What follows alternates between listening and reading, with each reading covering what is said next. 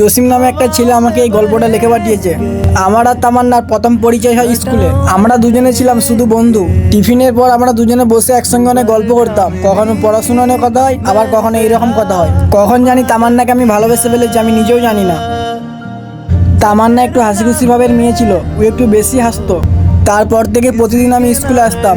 কেন জানি ওর সাথে একটু কথা বললে আমার মন ভালো হয়ে যেত। আর আমি যে তামান্নাকে এত ভালোবাসি, কিন্তু সেটাও জানে না। আর এই জন্যই জানে না কারণ আমি ওকে কোনোদিন বলি না। আর এই কারণেই বলি না কারণ জানার পর যদি আমার থেকে দূরে চলে যায় বা আমার সাথে কথা বলা বন্ধ করে দেয়, এই ভয়ে বলতে পারি না। ভাবলাম একদিন সব বলে দেবো। তারপরের দিন স্কুলের পাশে একটা ফুচকা দোকানে তামান্নার সাথে একটা ছেলেকে ফুচকা খেতে দেখলাম। ওটা দেখে আমার খারাপ লাগলো, অনেক রাগও হলো। তারপরের দিন তামান্নার কাছের বান্ধবীকে জিজ্ঞেস করলাম, তামান্না কালকে যে ছেলেটার সাথে ফুচকা খাচ্ছিল ওই ছেলেটা কে রে? ও তখন বললো, তুই যে তামান্নার বন্ধু, তুই এটাও জানি না? আমি তখন বললাম, না রে, কে ওটা? ও তখন হাসি মুখে বললো, ওই ছেলেটা তামান্নাকে ভালোবাসে আর তামান্নাও ওকে অনেক ভালোবাসে। আমি তখন কথাটা শুনে থমকে গেলাম।